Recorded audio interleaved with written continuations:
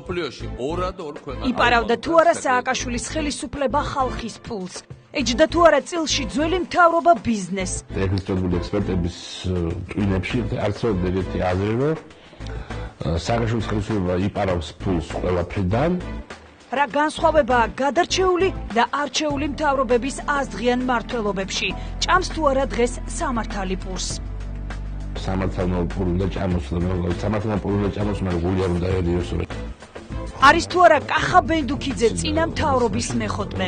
ბენდუქიძის თვალით დანახული სააკაშვილის ხელისუფლების შეცდომები. თქვენ გონიათ მე ვარ წინა მთავრობის მეხოტმე და აუ ეს სამთავრობა იყო და ამას როგორ წარმოიდგენ? უამრავი შეცდომა იყო დაშვებული. რა საფრთხეებს ხედავს თავისუფალი უნივერსიტეტის დამფუძნებელი ახალი მთავრობის ქმედებებში? საქართველოში დაბალი ეკონომიკური ზრდა ნიშნავს ზოგიერთ რეგიონში უბრალოდ ეკონომიკურ ვარდნას და შესაბამის უღაზარ-მაზარ სოციალურ და ამის შედეგად პოლიტიკურ პრობლემებს. მოატყუა თუ არა გამარჯვებულმა პარტიამ საკუთარი ამორჩეველი? ცხადია. პასუხი მარტივი, ცხადია. პოლიტიკოს სტუმარი, ყოფილი მინისტრი კახა ბენდუქიძე.